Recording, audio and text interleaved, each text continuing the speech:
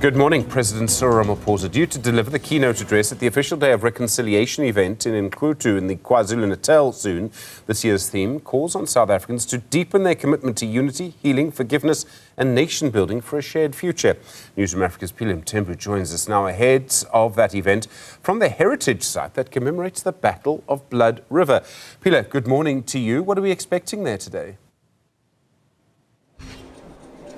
Good morning once again to you, Stephen. So you'd recall that it's just over an hour more to go before we actually see President Cyril Ramaphosa take to that very same stage to deliver his keynote address. But of course, this particular commemoration is actually being held in a very significant site right now here in Nquthu. I just want to show you how things stand. But of course, we have been getting a lot of dignitaries coming through here. So far, we have seen the KZN Kota MEC.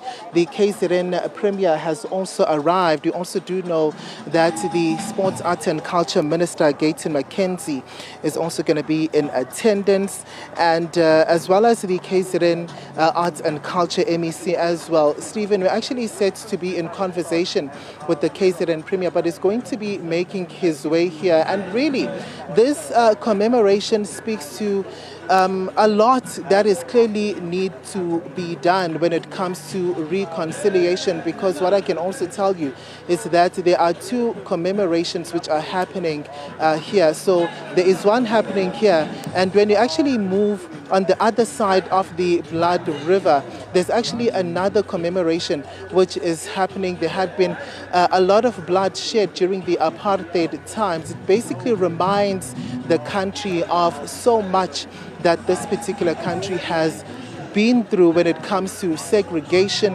when it comes to racial issues, and also a very harsh reminder of where we are as a country when we take into account that there's actually so much that still needs to be done. Now, I'm talking about development, be it economical development, and also the creation of jobs. Young people over the years, we have heard them speak about how much they feel still actually needs to be done as far as opportunities being created for them. Now, these are job opportunities.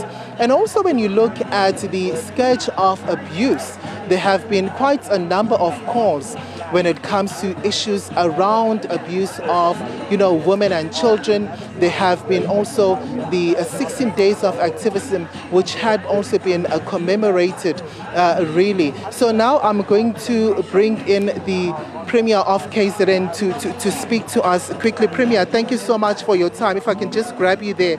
I mean, we can see that there are separate commemorations happening on the other side of the Blood River. When you see there's a commemoration there and there's one here, what does this actually say, Premier, about reconciliation?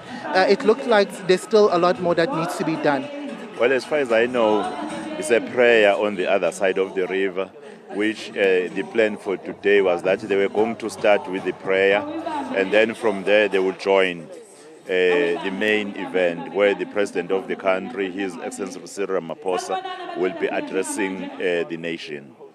And of course, a very significant reason as to why this particular venue was chosen to have this particular commemoration, Premier. It's quite very important, as you know, that there was a battle between the whites and the Zulus here after the Battle of San Juan. And it's important that we commemorate this day for the purpose of reconciliation.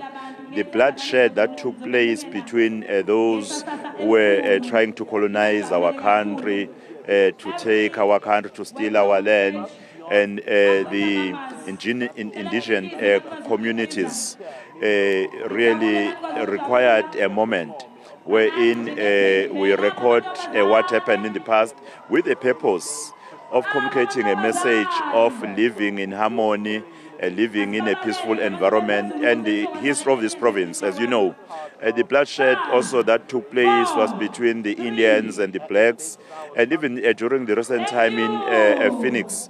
You remember the saga of the 2021 looting. You remember the ANC IFP violence. So it's important that as a province that is now stable and peaceful, we are afforded this, in fact, opportunity on a national reconciliation day commemoration. And should this day also apply or be taken seriously by political parties when we see the divisions in their premier?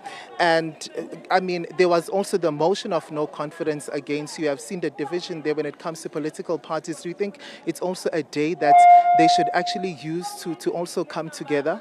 Well, leaders ought to understand that irrespective of their political affiliation, but they are citizens in the first and the most important thing to acknowledge.